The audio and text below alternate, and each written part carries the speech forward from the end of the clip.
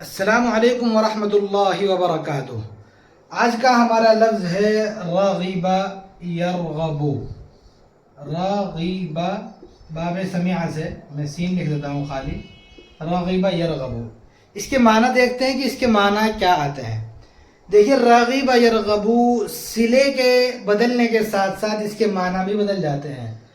رغب کے ساتھ اگر آپ فی لگا دو گے، رغب فی، تو اس کے معنی آ جائیں گے دلچسپی لینا، دلچسپی لینا، شوق رکھنا، کسی چیز میں انٹرسٹ لینا، شوق رکھنا۔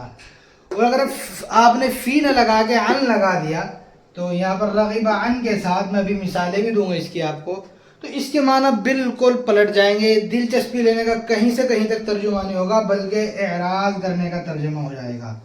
رغب عن کے ساتھ اعراض کرنا، منہ موڑ لینا، دلچسپی نہ لینا، بے توجہی برتنا۔ مثال کے طور پر اس کا میں فعل مضارع استعمال کرتا ہوں یرغب سے ارغب، کہ ارغب مجھے دلچسپی ہے، مجھے شوق ہے۔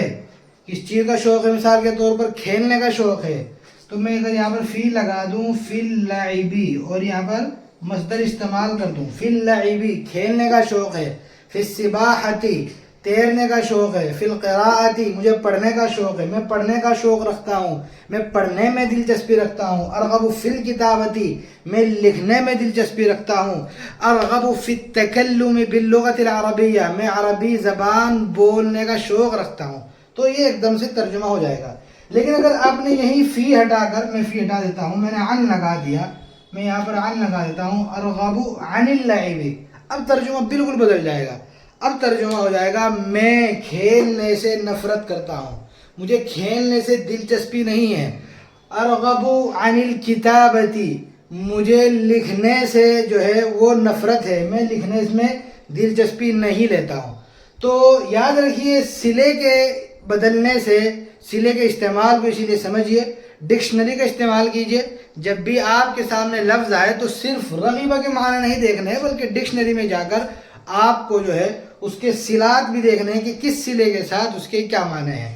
اسی طرح کی انشاءاللہ میں ویڈیوز بھی بناتا رہوں گا۔ اسی طرح کی ویڈیوز دیکھنے کے لیے آپ ہمارے چینل کو فالو کریں اور ہمارے کورسز جوائن کرنے کے لیے آپ ہم سے رابطہ کریں۔ ہمارا نمبر جو ہے یہیں پر لکھا ہوا بھی ہے، میں لکھ بھی دیتا ہوں 7351034332۔